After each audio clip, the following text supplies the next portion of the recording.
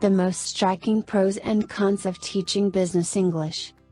The point I intend to make is that, in practice, the problems involved in teaching English for business may not differ so very much from those involved in teaching English per se. It calls for the same quality of classroom management, if perhaps applied somewhat more diplomatically, and the teaching techniques essential to any successful pedagogic endeavor. Nevertheless, it also offers an opportunity for the instructor to apply advanced skills, and to increase his or her knowledge and sense of job satisfaction. Easy or not? In my experience, many teachers view the prospect of teaching English for business with relief. They seem to see it as being free from the drawbacks of teaching adolescent students, more mature, more highly motivated, greater concentration and happy to devote full time to the tasks in hand. Thus they see the teacher is freed up from the multiple roles of a policeman, psychologist, and counselor, and able to concentrate what he or she was trained to do, instruct.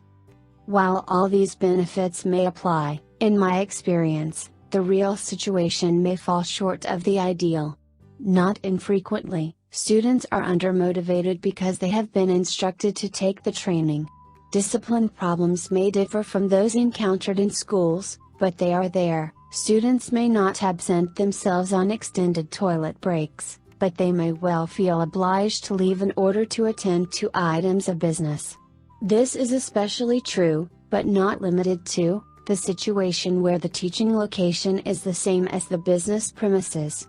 Disruptive behavior may be relatively subdued, but as a source of distraction the ubiquitous cell phone can be just as disruptive as inter-student chatter. It may even be more difficult to control since its use may focus on some serious matter connected with the student's job. The prospect of failure in the course jeopardizing professional promotion or even retention can be nerve-wracking for both student and teacher, and, since the consequent fears may well have to be concealed from the company, it may fall to the teacher to bear the burden of a confessor, with accompanying demands on his or her counseling skills. Business English students' needs. Needs analyses tend to occur more regularly in the business than in another language teaching context, and the term has a reassuring sound. It suggests means of drawing up a list of requirements, the satisfaction of which will guarantee a course of study ideal to the circumstances. And indeed it can successfully serve this purpose. However, possible problems should be borne in mind. The most serious of these is when the result of the pedagogical analysis conflicts directly with the employer's perception of their employees' language needs. This situation may result in prolonged renegotiation or even cancellation of the contract. In my experience, the worst-case scenario was one in which an employer insisted that students of TEFL A1 or A2 be brought within 15 weeks to level where they could handle further technical training involving language comprehension at B2 level. Study materials. Another benefit of the English for Business scenario is the wide variety of material available. In theory, the most valuable is that of an authentic nature: annual reports, business proposals, financial analyses, etc. Useful as these are, they need to be approached with caution. Of course, the paramount consideration is the language to be taught. The material must be adapted to fit that, not vice versa. That is obvious, but other considerations may be less so. There is a matter of culture. Studies involving relative yields of interest may not be favorably accepted by students in the Islamic world. Then the level of student proficiency will occur. Most authentic material will be at the TEFL C1 or C2 level, while the majority of students will fall between A1 and B1.